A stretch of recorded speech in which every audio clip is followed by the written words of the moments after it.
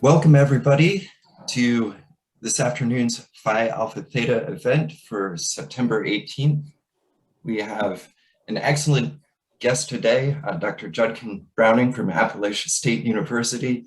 And I've just got a couple of housekeeping notes before I do a brief introduction of our speaker, and then we'll kick it off to him. We will have a Q&A session towards the end where folks can raise their little hand icon.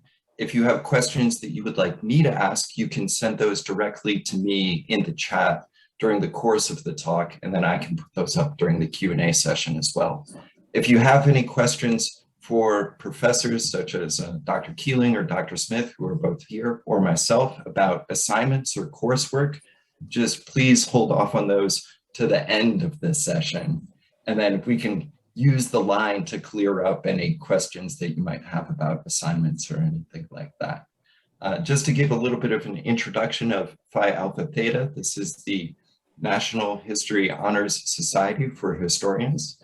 It's an excellent group and has a steeped history in the region, began in Arkansas in the early 20th century and was kind of this innovative organization. At the time, there were a lot of fraternities and sororities and social groups in colleges, but this was one of the first organizations that specifically allowed both men and women and recruited both men and women for the study of history in the 20th century in the United States. So it has a long history in that sense.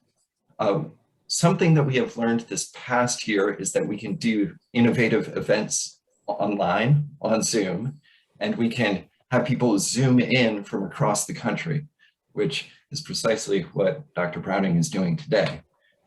We're very grateful for that. Professor Browning is a director of graduate studies and also professor of history at the Department of History at Appalachian State University. He also has completed an MA in public history from NC State before he went on to do his PhD at the University of Georgia. The reason I highlight that is because public history is a very important field for engaging with the public and the sort of broader public outside of academia and college institutions. He's previously published important books on the impact of the Union occupation of North Carolina, as far as I understand them, and the 7 Days Battles. His most recent book is an agenda-setting collaboration with an environmental historian, Tim Silver, also of Appalachian State, which began, as far as I understand the oral historical record here, as all good collaborations begin, sketched out on a cocktail napkin, perhaps. And many great collaborations begin like that. And there's also some particularly striking parts of the book that I thought were very interesting that I just didn't know as a historian of Asian studies. I just didn't know these parts of the Civil War, like this hog cholera, in sort of the spread of hog cholera diseases, and these whole sections on like horse diseases and how impactful those were. So from my perspective, I'm kind of hoping that he'll talk a little bit about that today. And if he doesn't, then I'm going to ask him about it. So without further ado, please take it away, Professor Browning. All right, well, thanks very much. And I have been given the opportunity to share a screen here, so I'm going to do that because we all operate with PowerPoints these days. And so, so the book, and I thank you very much for having me here. It's an honor to be here. And as you mentioned, the book is an environmental history of the Civil War that I managed to co-author with my friend and colleague, Tim Silver. And what I've decided to do today to keep it fairly reasonable rather than go through the entire book from start to finish and give each chapter 5 minutes. I'm going to focus on really the spring and summer of 1862, and that will allow us to bring in, or allow me to bring in, most of the themes that we covered in the book. And so I'm going to call it, instead of an environmental history of the Civil War, the talk will be an environmental history of the Peninsula Campaign, which, for those of you who are not Civil War buffs, it was actually a Union campaign in the spring of 1862 to capture the Confederate capital of Richmond. And had it succeeded, then very possibly the war could have ended within a year and a half of beginning, but of course the Union fails and it doesn't work out. And we'll get into that today to talk about that it was more than just the Union General George McClellan's innate caution that led to the Union failure, that the environment actually played a really large role in it. And one of the things I really learned working on this book, I mean, it was really a departure for me.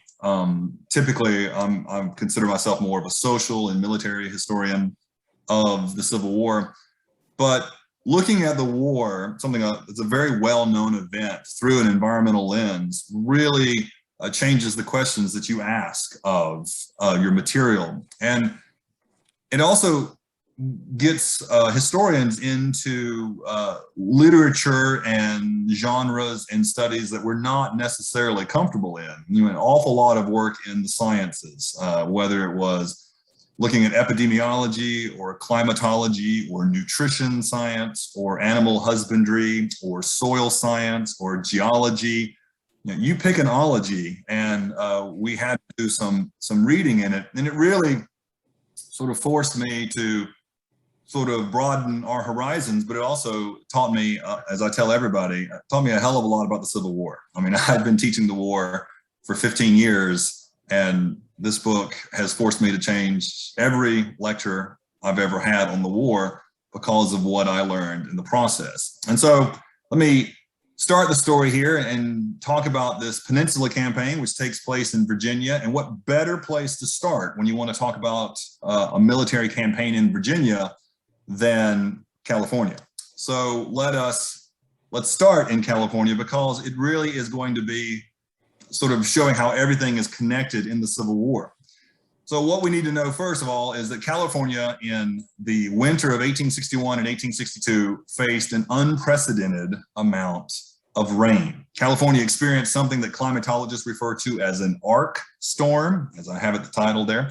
ARK storm, AR standing for atmospheric river, which is literally hundreds of millions of gallons of water vapor trapped in the atmosphere, and K as in a once in a 1,000-year event. So an arc storm, which I actually think sort of cleverly also, whether the scientists intentionally did this or not, sort of cleverly harkens back to Noah's Ark. But in 1862, there is this arc storm that hits California. It's the most severe flood in recorded human history in California. Again, supposedly a once in a 1,000-year event. It rained for 45 days straight. That included 37 inches of rain in San Francisco. San Francisco usually only averages 12 inches a year, and it got 37 inches of rain just in the winter of 1862. Included 66 inches of rain in Los Angeles. Now, LA only usually gets about 10 inches a year. It got 66 inches just in the winter of 1862. And included a stunning 102 inches of rain in Sonora, California, right here on the edge of the Central Valley in the Sierra Nevada mountains. And it normally gets 22 inches of rain a year. So what it does is it turns the entire Central Valley of California and much of the Mojave Desert and the low-lying areas around LA, it turns them into giant inland seas. The Central Valley of California becomes a 6,000 square mile inland sea. I mean, it's more than a lake, deeper than a lake, really. And it wipes out most of the cattle in California. It kills 200,000 head of cattle. It causes more than $10 million worth of damage. The human population in California at the time was only about 500,000 people. California had only recently become a state, the decade before. But the situation in California becomes so dire that the residents of California can't provide enough food for themselves, and they can't import it from the east because, of course, there's a war going on in the east, and we can't divert wagon trains across the Rocky Mountains to bring food to the people of California. So the residents of California actually have to engage in trade with Chile and South America to bring wheat in so that they don't starve to death during the Civil War because of this devastating flood that occurs in California. So why do we start here? Because the irony is this flood hits California, and as we're going to see, it ends up bringing an enormous amount of rain throughout much of the southern and eastern United States as well. It hits California in the midst of what climate scholars refer to as the Civil War drought. From roughly 1855 to 1865, it was a decade of unusually low rainfall, therefore being characterized as a drought. And what what happens is that just because average rainfall totals might be low, anybody can show you that an average rainfall total is just that, an average. It's not, you don't get a yearly annual rainfall total of 30 inches every year, and that's it. You might get 3 inches one year and 60 the next, and so you average it out. But this also occurred during in what is a La Nina event, which is supposed to bring sort of warmer, drier conditions to the South, but that's not what happened here in 1862. So it sort of shows the sort of chaos of climate. I mean, even today, weather forecasters have a hard time being accurate with weather predictions beyond about 36 hours. I mean, weather is perhaps one of the most chaotic forces in nature, and it certainly showed its hand in the Civil War. So not only was flooding occurring in California, but it's also occurring in the southern part of the United States in Tennessee, when the Union forces tried to capture Fort Henry in early February 1862. Fort Henry is stationed on the Tennessee River. They found the fort itself underwater. For some reasons that we can't entirely understand, the Confederate engineers that built Fort Henry decided to place it on the floodplain of the Tennessee River, perhaps because it had been years since the Tennessee River had last flooded. So out of sight, out of mind. If it's not in recent memory, it means it probably won't happen again. So they built the fort 10 feet above the river's edge. It just so happened that in January and February of 1862, the Tennessee River rose 30 feet above normal levels. So the fort was 20 feet underwater when the Union forces arrived. You can see the Union gunboats here, and then you can see the fort here. They're basically looking at each other eye to eye. There's no, the fort's not high on a bluff overlooking the river. It's swamped and facing the boats straight on. The Tennessee River is not the only river that floods. Now it rises 30 feet above normal, but the Mississippi, the Yazoo, and the Ouachita River also all flood that spring and set record highs for amount of flooding. It also is, all this flooding along these rivers is going to devastate the food crops in 1862, which is going to cause an immediate food shortage in much of the southern states. And of course, that's going to bring its own hardships because the corn and the wheat crops are largely ruined as a result of the flooding. And then of course, the drought that comes back later once the rain stops. And so the South, which already, despite being an agricultural region, already imported much of its food, which surprises a lot of people, but the South actually imported much of its meat from what is now the American Midwest, from the states of Illinois, Indiana, Iowa. That gets cut off, of course, during the Civil War, and then the food crops that they try to grow gets ruined because of the flooding. So 1862 is a tricky year. And then let's move ourselves to Virginia, and anybody who has studied the Peninsula Campaign is well aware of the one thing that really affects his campaign, and it is the rain. That it rains an unusual amount in the spring of 1862 when Union General George McClellan begins his campaign to capture Richmond. Now, how it works is McClellan decided to choose this objective to start his march up what's known as the Virginia Peninsula, landing down here just above Norfolk, Virginia, and marching up to Richmond. He decided to choose this route largely to spite the President of the United States, Abraham Lincoln. McClellan and Lincoln did not have a very good working relationship. Actually, Lincoln went out of his way to try to cultivate that relationship, but McClellan was not very responsive to it. Part of it was professional ego, if you will, not necessarily jealousy, but Lincoln had not gone to any military schools or any military academy, had no training. McClellan had finished second in his class at West Point in 1846. So McClellan felt like, I am the professional military man. I know how to do this job. Lincoln kept making helpful suggestions to McClellan about ways that he should approach Richmond, or maybe when he should move, or things like that. McClellan resented all these suggestions. So when Lincoln suggested that McClellan march overland, taking the direct route from DC to Richmond, I guess sort of following the path of I-95 today, maybe he would have moved faster than traffic on I-95 if he did so, but there's no guarantee.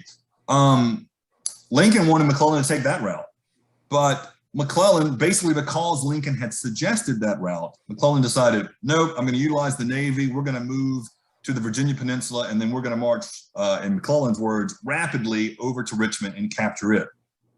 Lincoln, just sort of happy that his general is moving at all, agrees to it, and then off McClellan goes in late March, early April 1862, transporting his army down the Chesapeake Bay, disembarking them here at the Virginia Peninsula. The first thing McClellan does is he starts marching overland as he runs into a small Confederate force near Yorktown, Virginia, the same Yorktown that was the Revolutionary War battle in which General Cornwallis's army surrendered. But at Yorktown, a Confederate general by the name of John Magruder utilized the environment to his advantage. Magruder's nickname was Prince John for a variety of reasons, mainly because he liked to live beyond his means and he had a bit of a theatrical personality. But Magruder, outnumbered about 5-1 by McClellan's forces, realized that he had no chance of stopping McClellan's army. But what Magruder does is he utilizes the environment to his advantage. He dams many of the creeks and rivers along the Virginia Peninsula to reduce the number of crossing points over these creeks and rivers, so that McClellan's army is forced to follow a limited number of roads, and there are only 3 major crossing points. So then Magruder, of course, divides up his troops, his limited number of troops, and he guards those 3 crossing points. So this is already sort of a clever use of the environment. It confuses McClellan, and he actually writes later that the topography of the country is very different from what had been supposed. Well, partly that's because McClellan didn't really engage in enough intelligence to see what the land was like that he was going to be marching on. The campaign was fairly hasty, but it was also because when Magruder dams the creeks and rivers, it basically floods everything. And so what they thought they were going to encounter, they aren't seeing the basic landmarks because everything's underwater. It makes McClellan's task very difficult. And he decides that he's going to conduct a siege of Yorktown. So rather than moving rapidly and sort of brushing Magruder's forces aside, he ends up digging in, building some trenches, bringing up his heavy artillery in order to try to blow holes in the Confederate defense. Now, he's not getting much help, just so to show that sort of humans are involved in this as well. McClellan's not getting a ton of help from his own intelligence agencies. He's got 2 real sort of sources of intelligence with him. On the right here, you see Allen Pinkerton, which is McClellan's intelligence chief. Pinkerton is not giving McClellan generally accurate numbers of how many Confederate troops he's facing. And even the numbers that Pinkerton gives McClellan thinks are low. And so McClellan is inflating the number of Confederate forces that he's facing. He also has Thaddeus Lowe, who is in charge of the Air Corps, if you will, the balloon aerial reconnaissance force in the Union Army, which many people were surprised to realize that this debuted in the Civil War, but it did. He would go up in a hot air balloon, 500 feet in the air and look through the trees and over the fields to try to see the enemy on the ground. But he's not very skilled at what he's doing. There's a lot of tree cover in the region, so he's having a hard time seeing exactly how many units are out there. And so McClellan's not getting very accurate intelligence information. He's facing a flooded terrain. He thinks he's greatly outnumbered, and so McClellan decides to slow down and not march quickly to Richmond.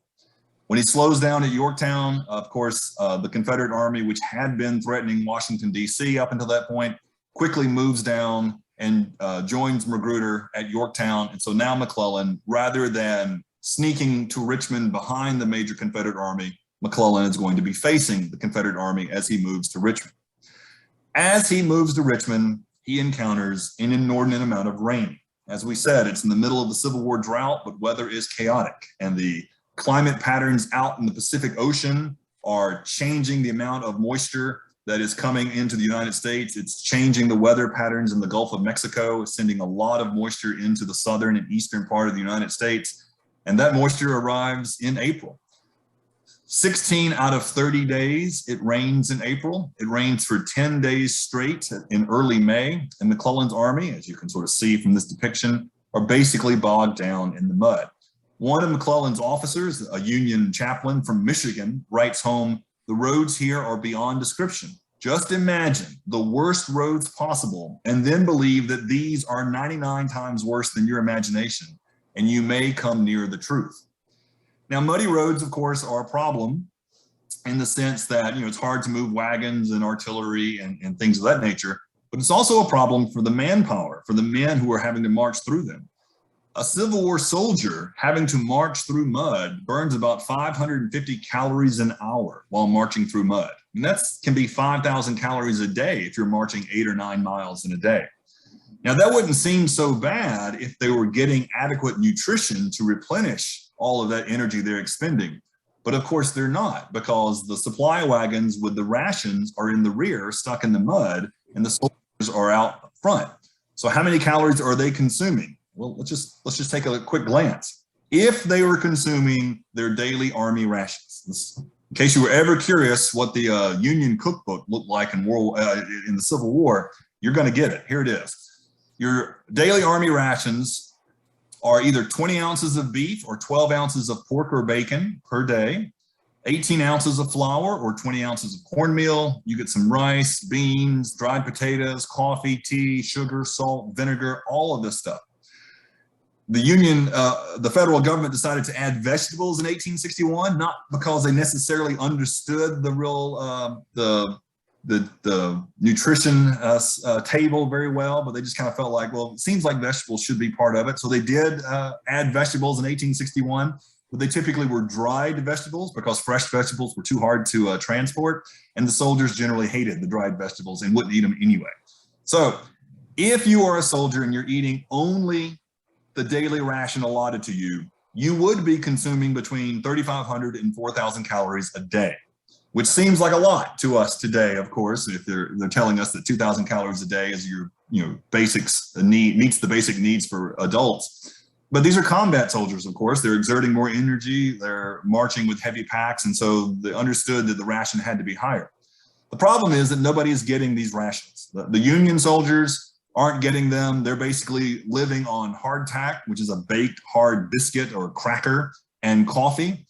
And the Confederates are even worse. One Confederate soldier, a Texas soldier, writes on May 19th that being without ration, 4 ears of corn were dealt out to each man for the day's meal.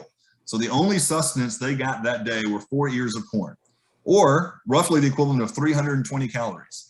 They probably burn 3,000, 4,000, 5,000 calories that day, and they're putting very little into their body. And so it's no wonder that sickness is going to explode in the Peninsula Campaign. Between all the rain, the lack of nutrition, being stuck in the mud, sickness is going to explode, especially in the Union Army, but also in the Confederate Army. There's another reason why sickness is going to explode, and that has to do with the four-legged friends that were with the Army. Horses are the major motive engine for both armies during the Civil War, obviously. Horses drive everything. They pull the wagons, they carry the cavalry, they pull the artillery. There were about 6.25 million horses and mules in the United States when the war began. About 1.2 horses and mules are going to die in the war. So 1 out of every 6 animals, of these horses and mules die during the Civil War. I think that most people don't realize that the war really is a bit of a horse holocaust here in America. The other thing is that we had no military horse breeding farms when the war began, and there was no point in setting up a military horse breeding farm for the war because it took too long for a horse to become strong enough to be used in the Army. Armies wanted horses that were at least 4 years old and therefore had developed the strength and the ability to move wagons and carry cavalry troops. And a horse gestation period is about 10 months. So even if we had set up a military horse breeding farm the day after the Confederates fired on Fort Sumter in April of 1861, the very first horses wouldn't be ready for military service until February of 1866, 10 months after the war ended. So we had to make do with the horses that were in the country at the time. McClellan brings 40,000 horses with him in his army in this Peninsula Campaign of 1862. So just think about that. He's got about 110,000 soldiers and 40,000 horses with his army. Now, a healthy horse, produces between 35 and 50 pounds of manure and 4 to 6 gallons of urine every day. So, that's a lot of effluvia. Now, multiply that by 40,000. If we just take the lowest numbers, 35 pounds of dung and 4 gallons of urine a day, multiplied by 40,000, every single day in the peninsula, you have 700 tons of manure and 160,000 gallons of urine just from the Union Army horses alone. The Confederates had horses too, and they're doing the same thing that horses do. So we may think, well, you know, how does this affect human health? Well, let's just talk to the soldiers. And the soldiers say, we were glad to drink the rainwater, which had settled in the wheel ruts made by the passing artillery. And of course, all the associated fecal and urine bacteria coming from the animals involved. So the Peninsula Campaign was a really nasty campaign. I mean, this was a nasty business. I mean, everyone is literally up to their knees in excrement, and it's raining all the time. So no wells are safe. The water table is really high. So, I mean, as soldiers joke, you can get water just at the depth of a spade. Like you drive your shovel in the ground and you get water. And so what it means is the groundwater is being contaminated by human waste and animal waste. And of course, it's going to allow for the spread of a great many diseases.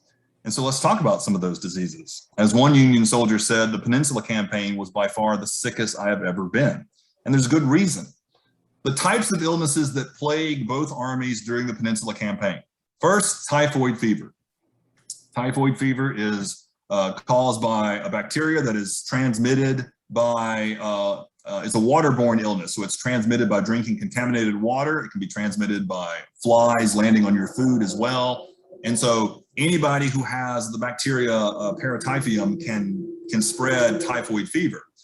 And most humans, about 1 out of every 3 humans today actually carry the bacteria that spreads typhoid fever, but it doesn't spread in most populations today because we have clean water, we have access to clean drinking water, and we aren't living in cramped and crowded conditions. But that's not the case, of course, for armies in the Civil War. And so typhoid fever breaks out. Just to give one example of a Confederate unit, at one point in the fall of 1861, 920 of the 1,150 men in the 5th North Carolina Regiment had typhoid fever. That's how contagious this illness can be. That's how quickly it can spread just from drinking the contaminated water. So typhoid fever is one thing.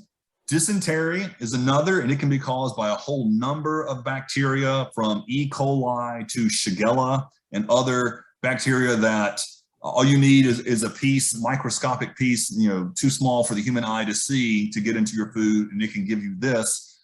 Diarrhea was rampant, of course. Diarrhea is actually a symptom of many other diseases. It's not a disease into itself, but dysentery is what we sort of refer to as diarrhea. Scurvy sets in, which was a bit surprising to Army doctors because they understood that scurvy was caused by a lack of fresh fruits or vegetables, and the Army rations provided vegetables. So the Army doctors are scratching their heads thinking, why are these guys getting scurvy? They're being provided with vegetables. So they start going to the commissary department to investigate, and they find just cartons and cartons and cartons of vegetables not being disseminated to the soldiers. And they're asking, like, why are the soldiers not getting these? And the commissary department is like, we're trying to give it to them. The soldiers refuse to eat it. They find the dried vegetables to be nasty, and so the soldiers just won't eat them. Officers aren't forcing their men to eat them. And so they're not even getting the very basic amount of vitamin C they need to ward off scurvy. And so scurvy plagues the Union Army. And then, of course, malaria plagues the Army. Now, malaria had been endemic in Virginia back in the colonial time period. It had been around for a long time. But as populations sort of develop, or as populations get exposed to malaria, and as more people start moving away from the region, malaria outbreaks had not really been major in Virginia for about 100 years. And then in 1862, you bring a new non-immune host population of humans, and you bring about 200,000 of them to the Virginia Peninsula who have never been exposed to malaria. And all of a sudden, the mosquitoes that carry malaria, they have a field day. They have a lot of new hosts to transmit their virus in, and they do. And so malaria breaks out in the Union Army and Confederacy too, but mainly Union soldiers had never been exposed to it. And so at one point, by the end of July, when the campaign was over, fully 40,000 of the 100,000 Union soldiers were sick. Now, a lot of Confederate soldiers were sick too. The Confederate medical records aren't nearly as complete, and so we can really trace the Union sickness better than we can the Confederate sickness just because of the nature of the records. But 40,000 soldiers are sick with something. Typhoid, dysentery, scurvy, malaria, you pick it. They're sick with something. 2,000 have typhoid, 5,000 have malaria, and 20,000 are completely incapacitated in July with diarrhea. Now, as I tell my students, we've all had diarrhea, right? How bad does it have to be for you to decide, I need to go to the emergency room to get treated for this diarrhea? That's how the soldiers thought of it too. No soldier wanted to go to the hospital. They saw hospitals as places you go to die. And so no soldier wanted to go to the hospital. So for 20,000 soldiers, or 1 out of every 5 men in the Army, reporting themselves to the hospital to be treated for diarrhea, my God, it has to be bad. And for every guy reporting himself to the hospital, you probably got 2 other guys deciding, I'm just going to ride it out in my tent and hope for the best. And so this is a very sick army you have once the campaign is over. Now, again, Confederates are not immune to these diseases. They have them the same way, but we're a little bit hampered by the lack of comprehensive Confederate medical records. Now, getting into the campaign, McClellan eventually inches his way toward Richmond, which was his destination. The commander of the Confederate Army was a fellow by the name of Joseph Johnston. And on May 31st, 1862, as McClellan is within 7 miles of Richmond, Johnston decides to do something very rare for him during the war. He decides to launch an attack. He feels like McClellan's army is weak south of this river, what's known as the Chickahominy River, flowing right here. McClellan has divided his army, some on the north side, some on the south side, and Johnston intends to attack the southern side of the river. It doesn't go very well. The attack is, as one officer referred to it, phenomenally mismanaged. It goes pretty badly. Confederates suffer about 6,000 casualties. The Union suffer about 5,000 casualties. No major ground is gained by either side. But there is one significant casualty in the battle. The Confederate commander himself, Joseph Johnston, is badly wounded in the battle. And so the major significance of the Battle of Seven Pines is that it launches the career of Robert E. Lee. Lee is placed in command of the Army on June 1st by the Confederate President Jefferson Davis. And Lee recognizes that I have one job, and that job is to somehow get the Union Army away from Richmond, or Richmond's going to fall, and this whole experiment of the Confederacy is probably going to end. And Lee might very well have been known as the man who lost the Civil War for the South. Instead, of course, we know that doesn't happen. So what Lee decides to do is to try to scout out where the Union Army is, where its weak spots might be, and it's all revolving around this Chickahominy River right here. Where is McClellan's forces in relation to the river? But there are a lot of problems that Lee and McClellan are dealing with. Lee takes over on June 1st. He's not going to launch his first attack on McClellan until June 26th, over 3 weeks later. In those ensuing 3 weeks, in between those dates, it rains, and it rains a lot. I mean, the rain has not stopped. McClellan writes home to his wife on June 10th, it is certain there have never been for years and years such a season as this. Like, it is raining to the point that even locals are like, my God, I don't remember it raining this much ever before. Lee writes to Confederate President Jefferson Davis on June 5th, you have never seen roads like those in the Chickahominy bottom. Basically saying, I couldn't move if I wanted to. The roads are basically muddy quagmires. We can't move men along them. And then that previous slide I talked about everybody getting sick, Union General Régis de Trobriand writes, the Army's sanitary condition at this time became worse from day to day. Soldiers in the Union Army started referring to the sicknesses they got in this area as the quote unquote Chickahominy Fever. Like, they couldn't really put their finger on what exactly it was, and sometimes doctors had a hard time diagnosing it. It would come with a fever, it would come with diarrhea, you may or may not have a rash. It doesn't quite look like typhoid, but clearly you're sick with something. And so they just would generically call it Chickahominy fever. And even months after the battle, you have soldiers in November of 1862 who were still suffering from diarrhea that they picked up along the Chickahominy River. And so they're still calling it the Chickahominy fever even 5 months after the campaign. So Lee decides, I'm going to be aggressive. That's what it takes. But in order to be aggressive, since I'm outnumbered by McClellan, I'm going to have to divide my army. So Lee's first order of business is to gamble.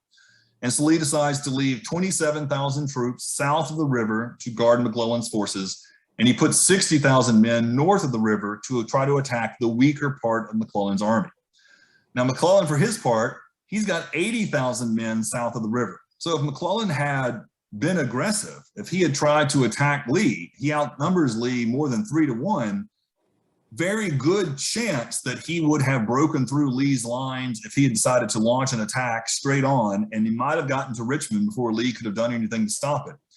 But McClellan had become spooked by the rain. He had become stymied by the sickness of his army. He had become more cautious. He also was angry at Abraham Lincoln for not sending him even more reinforcements. And so McClellan decides not to be aggressive.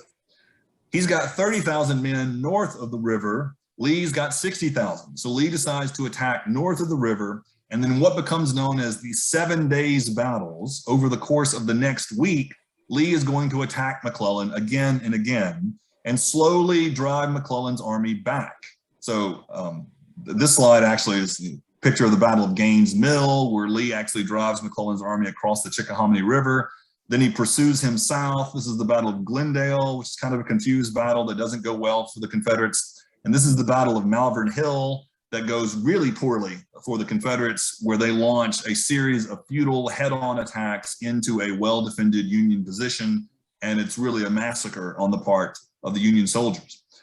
They're massacring the Confederates. Now, many Union officers after Malvern Hill, after that battle, they realized, well, this is a victory. I mean, we have inflicted 5,000 casualties on the Confederates. We've only suffered about 1,500 casualties ourselves. They've made a mistake. They've launched a series of head-on attacks into our position. They had no chance of breaking through.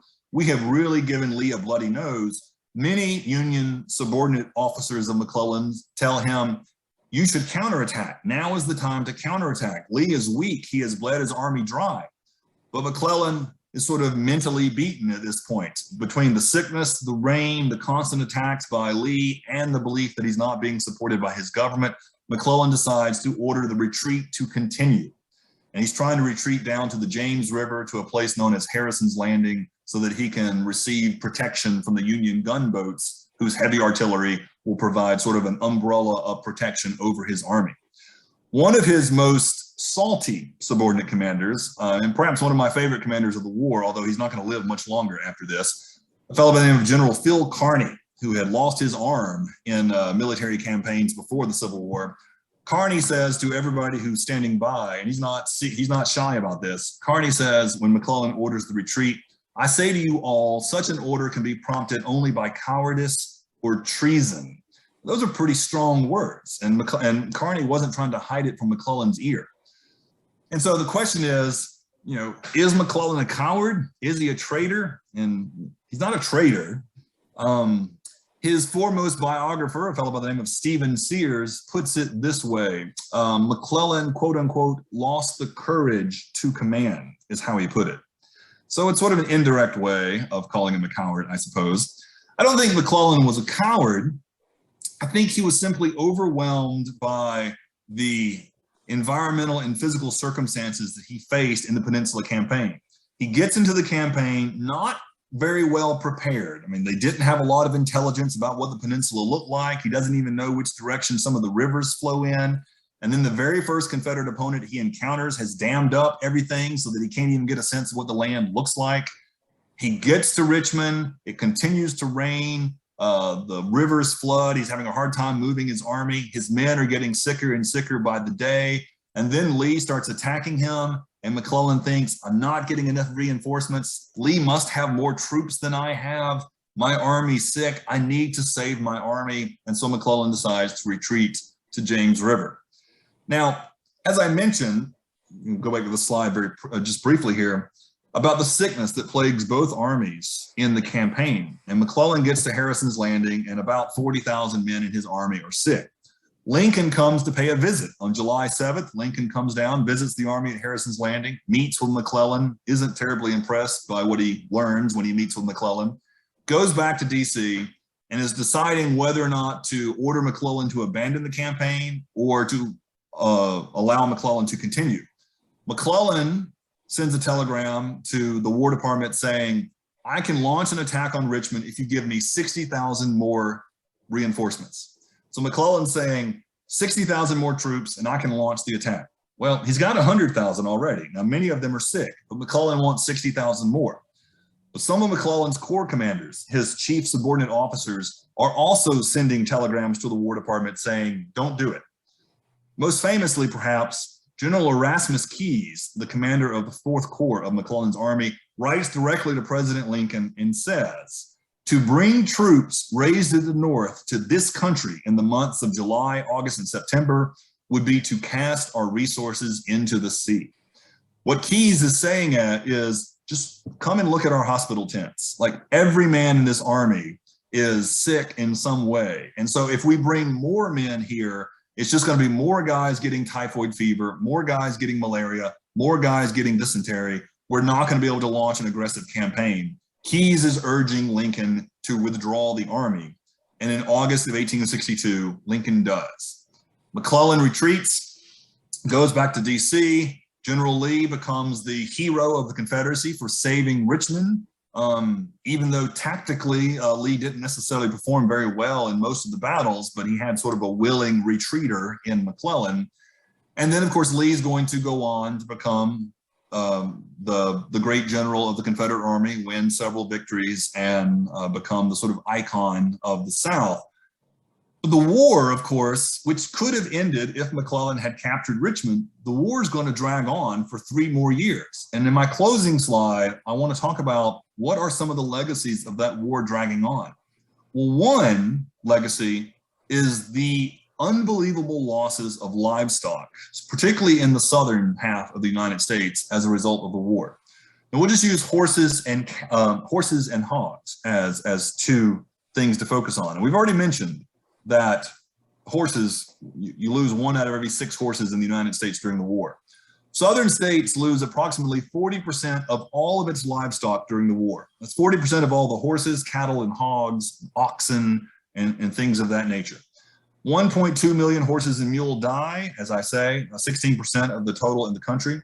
And this is going to dramatically impact Southern farmers after the war. The inability, the lack of enough horses to plow fields, to move goods from farm to city to urban areas, the inability to transport goods, and of course the inability to work the plows are going to really hinder Southern farmers after the war.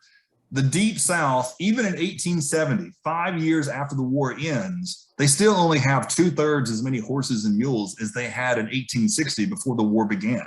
So basically, even 5 years after the war, 1 out of every 3 horses in the South is still gone. And so that's a lot of farm animals that are no longer available. That's a lot of wagon transport that can't occur. But of course, Southerners don't eat horses. We do eat this guy, however, and in the 19th century, Southerners ate a lot of pork. One estimate, using a lot of data. It wasn't our estimate, but it was an estimate by the fellow who wrote the book Hog, Meat, and Hoe Cakes. I can forget his name right now, but it's in our book. One estimate is that Southerners, on average, ate 150 pounds of pork per year. So that is a lot of barbecue. All right. Now, so Southerners eat basically pork and cornbread at every meal. And that's what actually Frederick Law Olmsted says when he tours the South. He's like, I got cornbread at every dining room table, from the coast to the mountains to the Mississippi River. But we're eating pork and corn. During the war, the pork population in the South is basically devastated, almost annihilated. And just looking at this, and these are from agricultural reports by the U.S. Army in 1865, estimating how many hogs remained in these states, and we have projected what the percentage of hogs lost during the war were. Look, basically every single Confederate state loses 70% or more of its hogs. Only Tennessee manages to fare a little bit better, and even it loses about 60%. But look at South Carolina, the state that started the war. the state that had Sherman's army march through the center of it in 1865, South Carolina loses nearly 85% of its hogs during the war. I'm here to tell you, you are not getting good barbecue in South Carolina after the Civil War. And honestly, you're not going to get it today if you go to South Carolina. There's something about that mustard-based barbecue sauce that just doesn't work. But anyway, so you don't actually have nearly as much food going around after the war. Loss of cattle population, loss of hog population, and the losses are for a variety of things. You know, the horses, they're not all killed in combat. They're not all worked to death. Horses suffer from communicable diseases just like humans do. Cattle suffer from communicable diseases just like humans do, and hogs also as well. For the horses, the worst disease were a disease known as glanders and another one known as farcy. And they both are respiratory illnesses that basically choke a horse to death, and they're fatal. Once a horse comes down with glanders, there's like a 90% chance he's going to die from it, and it's highly contagious. And so as soon as horses get infected with glanders, the best thing to do is to put the horse down, to kill it so that it won't infect the rest of the herd. Hogs also were affected by hog cholera, which is a particularly insidious disease. It would spread through hog populations like wildfire because, of course, unlike horses, hogs often are sort of herded together in large numbers, spreads very quickly. And hog cholera devastates entire hog populations in certain states. The state of Arkansas loses almost its entire hog population during the war to hog cholera. And it spreads also because not only are hogs driven in large herds from one place to another, therefore bringing hog cholera with it, but hogs are transported by railroads. And so any hogs that get off and eat from the same, drink from the same trough or eat from the same slop jar or slop tray as any other local hog is going to spread the disease. Hog cholera actually remains in the ground. It can remain, the ground can be contaminated for up to a year after the hogs have passed through. So that disease can continue spreading. And so you have hog populations being completely devastated in the South. Many southern states won't rebuild their hog populations to the level it was before the war ever again. In fact, the state of North Carolina doesn't reach the same number of hogs that it had in 1860 until the late 20th century with the advent of the factory hog farms that populate the eastern part of North Carolina today. And so you're talking about well over 100 years before some of these states actually repopulate their livestock that they had lost during the Civil War. So these are some really long-term and significant losses for the South.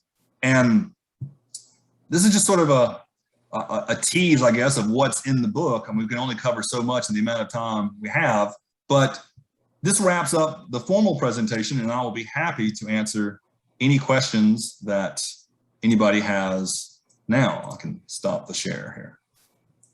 Wow. Okay. Thank you very much, Professor Browning. That was excellent and engaging, if I could judge by the faces and some of the reactions that I saw, especially to some of the visceral details there. Right. The terrible thing about Zoom, right, is you lose the laughter, the kind of drive. Right. But I promise you, you had laughter in the room. So I do have a couple of questions myself, but I want to give others the opportunity to ask. So if folks just want to use the little raise hand icon, I can unmute people, or we could just pass it off. So questions from students or professors?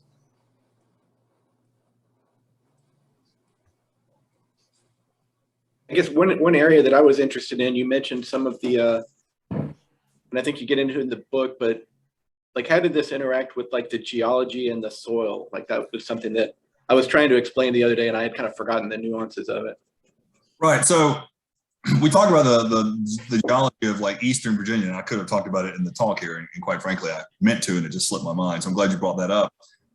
When McClellan's army lands on the Virginia Peninsula, he's marching over a landmass that geologists refer to as the Norfolk Formation. So just remember that millions of years ago, it was all underwater. Like, you know, it was all under the ocean. It was only around 2.5 million years ago that it actually becomes dry land. And it's in the midst of what we refer to as the Pleistocene epoch, which of course I realize you all know what the dates are for that, so I don't need to repeat them. But just in case you forgot, it's from about 2.5 million years ago to about 12,000 years ago. And so over the course of the Pleistocene epoch, this land has emerged from the ocean, and it's just being flooded by the rivers that are flowing through there. The James River, the York River, the Warwick River, the Chickahominy River.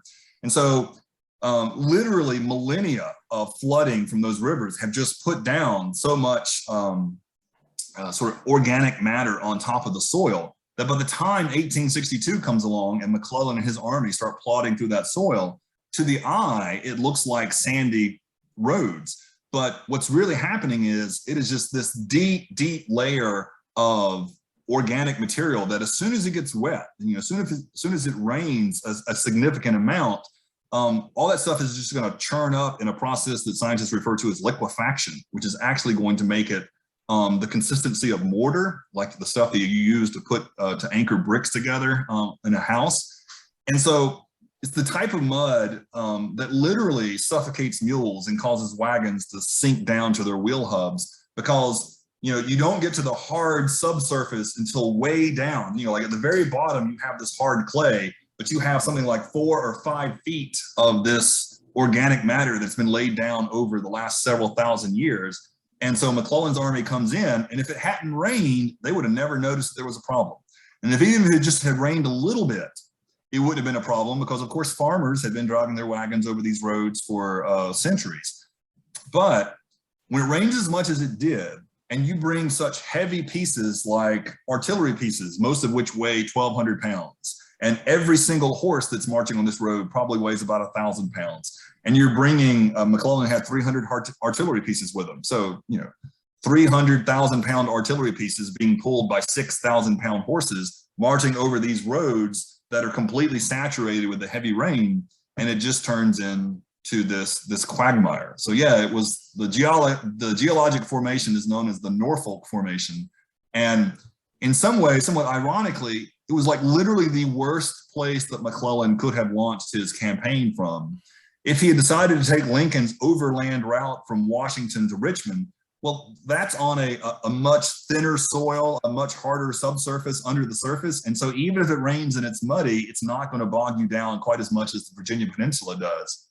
And so, yeah, and McClellan probably also thought the weather gods were against him, because almost as soon as he gets to Harrison's Landing and stops the campaign, it stops raining and the drought comes back, and it doesn't rain again for like 3 months. So yeah. There's an interesting tension here between, it's not just the environment itself, but it's also the actual decisions that individual actors are making precisely in reaction to the environment. And those decisions, the number of horses, for example, can then have a direct impact back on the environment as well. So sure. There's this sort of like feedback loop that's going on. The next question I have was sent to me by a student, which is a clarification question. It's a very good clarification question. And I have no idea about this. Has anybody, perhaps yourself or besides yourself, been able to identify the Chickahominy fever with any particular set of diseases? Right. Or like one or two, like is it mostly typhoid, probably? Right. Or is it just typhoid and dysentery and scurvy and cholera and the whole big list, right? Well, I mean, that's one of the things. I mean, I don't think any modern medical scholars have been able to identify what Chickahominy fever was, because I think it probably was half a dozen different things at once. I mean, remember, measles are a big factor here. Measles cause a rash and cause a fever, and can also cause, and so you may have some soldiers being the measles that just kind of breaks out when they're in this region of the country. Of course, typhoid fever is prominent. And there are a whole sort of host of sort of low grade, illnesses, whether it's a severe allergic reaction or, the flu. I mean, it could be any of those things are happening here. But when you have so many thousands of soldiers having to be treated all at once, it really becomes impossible for the doctors to adequately diagnose all of them. And especially because, you know, this guy who's sick over here might have slightly different symptoms from this guy who's sick over here. And so they just start calling it under the blanket term Chickahominy fever.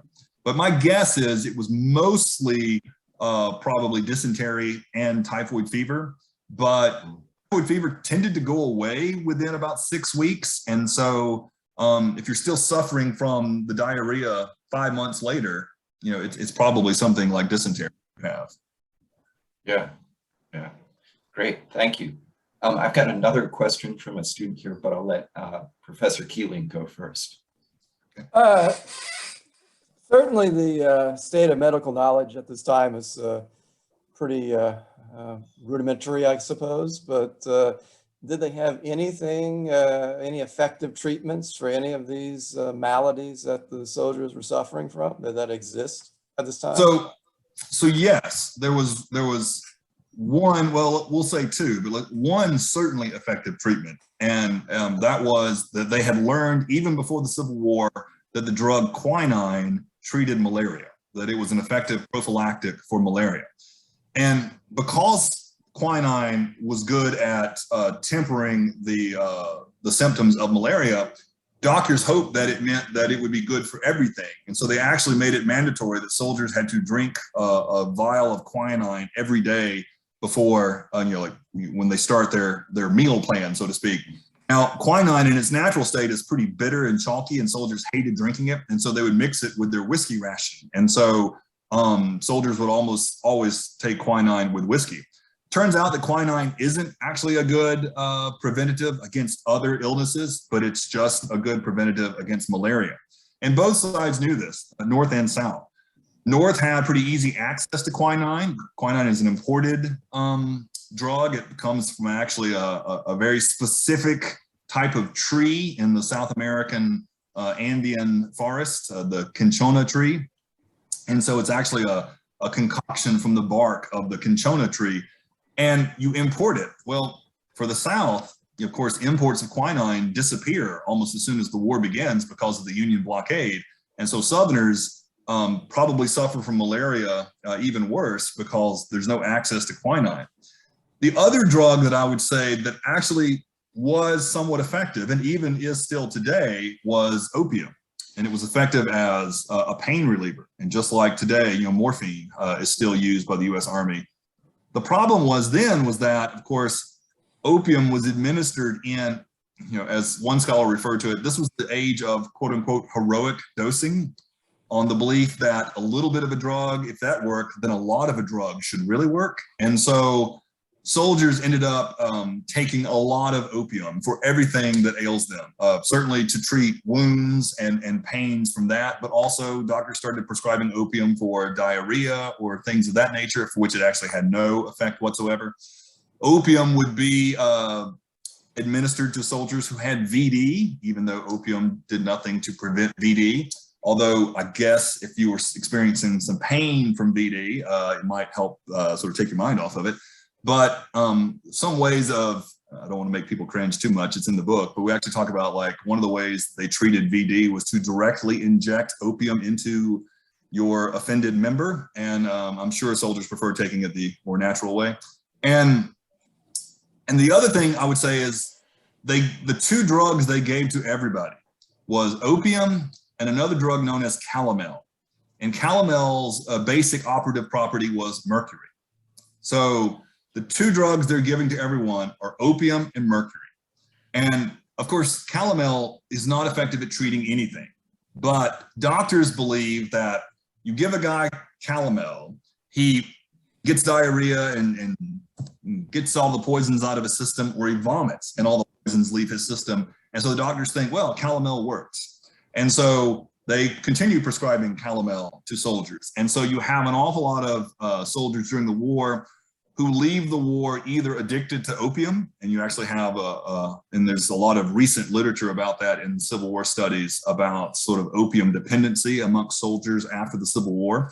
And then you have a lot of soldiers who are suffering from various maladies that were brought on by mercury poisoning because they took too much calomel during the war, including, for instance, by the way, Louisa May Alcott, who wrote Little Women. She served as a nurse in Washington, D.C. at one time, got sick with typhoid fever. They dosed her with so much calomel that she lost much of her hair, several of her teeth, and had shooting pains in her back for the rest of her life from mercury poisoning. So yeah, no good drugs. And what drugs they did have, they gave in large doses that no human should ever consume.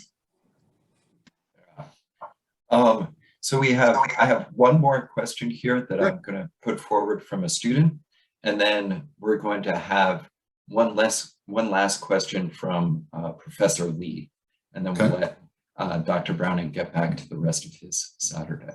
So the last student question, I'm also going to piggyback on this and pitch shift it a little bit. We're going to give you a Netflix budget, right? We're going to have a little bit of fun with this one. You've got, however tens of millions of dollars you want. Let's say that McClellan goes the way that Lincoln wanted to go.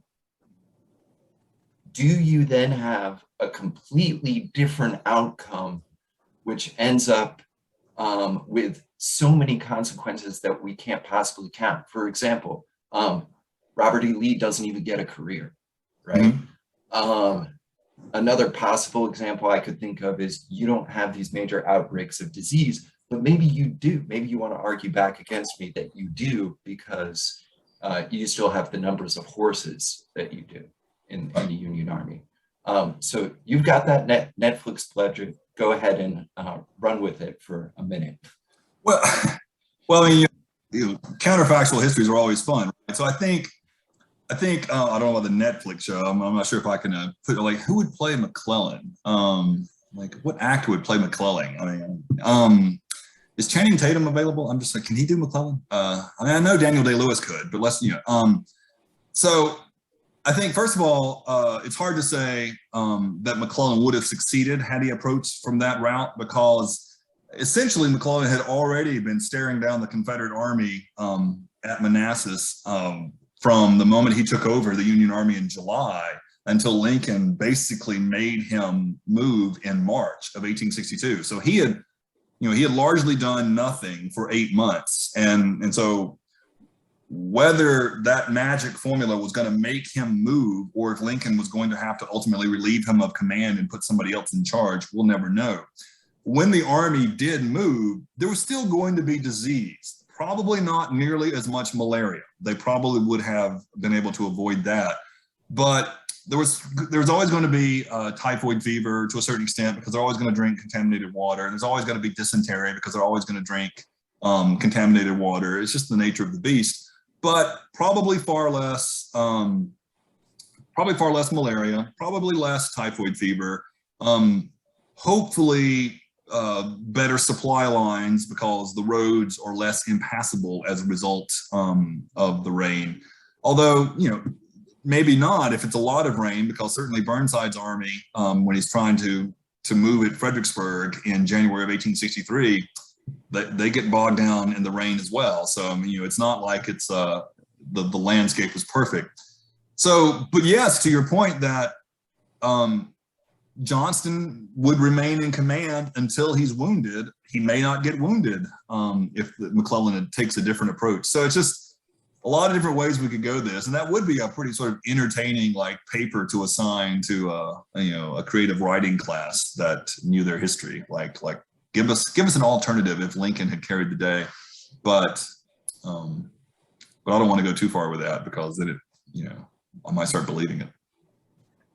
Yeah, I think that also the lesson here is historians, once we get too far into the hypotheticals, we start getting uncomfortable because we just don't have the evidence to make firm conclusions about things the way we would when we do rooted historical research as well. So, Professor Lee, do you want to give us a last question here? Sure. I just want to thank you for the presentation. You had me hooked from the beginning to the end. It was great. And I also appreciate that you calculated how much horse dung was dropped so that we didn't have to. So that was great. I'm good at rudimentary math. Yeah.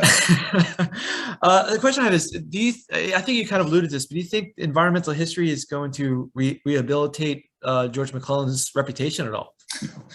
Well, so I think no. And and we try to be careful in the book to say that that's not really what we're setting out to do. As Billy mentioned earlier, but it really comes down to nature and human nature, and how those two things interact. One of the things that Civil War scholars, or at least myself, were always afraid of is the concept of environmental determinism, that like the environment determined the outcome here, and that it didn't matter who the commander was. Anybody, if they had been in McClellan's spot, would have failed because, for the same reasons McClellan did. And that's simply not true. I mean, the fact is that the environment is an actor, a very real actor in this drama, and humans are responding to the environmental conditions. And it's the decisions that those humans make that really determine the outcome.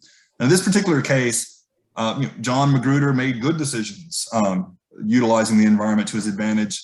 McClellan was surprised by those decisions, and basically the decisions he made were not the best decisions. And in many ways, the environmental conditions just sort of brought out the worst in McClellan. It sort of brought out his worst tendencies. I mean, his tendencies to be cautious, to be slow, to use his artillery rather than launching aggressive attacks. And so, we couldn't say, for instance, that, oh, if Ulysses S. Grant had been in charge here, it would have gone the exact same way. I mean, I don't think that would be a fair statement. I mean, I think what we have to realize is that McClellan and Johnston and Lee were all facing the same environmental conditions, but they made different decisions, and that certainly helped determine the outcome. So whether it's going to rehabilitate McClellan certainly wasn't my objective. There have been other historians who have tried to rehabilitate him in the past, I think largely unsuccessfully. But I think helping readers sort of look at the problem through the eyes of the actors at the time certainly help us understand the event and the quandaries that these guys face, and like, what decision would I have made in this same situation? And I think that makes for a better battle history, certainly a more holistic and comprehensive understanding of a battle and the decisions that are made in a battle. And ultimately, it does come down to human decisions, how they respond either favorably or unfavorably to environmental conditions. And that is the point to end on, I think. So Okay. thank Well, you so much, Professor Downing.